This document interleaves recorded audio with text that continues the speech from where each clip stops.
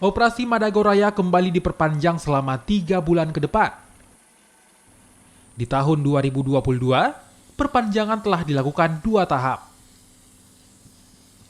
Operasi Madagoraya tetap mengemban misi mengejar sisa daftar pencarian orang yang berjumlah 3 orang.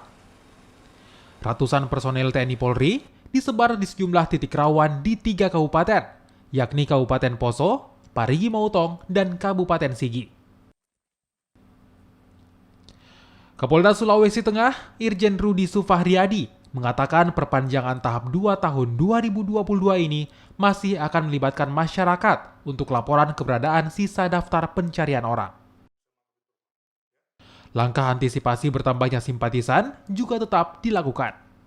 Berubah dengan cara, kan nggak boleh dibaca, boleh disampaikan. Kita akan merubah sendiri, ada pengurangan sedikit, dan kita akan berusaha tetap untuk mereka mata murah, tapi kita akan bekerja sama dengan masyarakat untuk menangkap.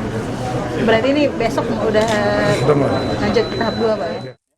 Patroli udara dan darat terus dilakukan untuk memaksimalkan pengejaran, termasuk menyebarkan foto daftar pencarian orang.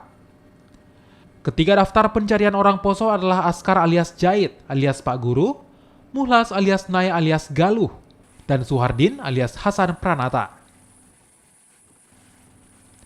Aldrim Talara, Kompas TV Palu, Sulawesi Tengah.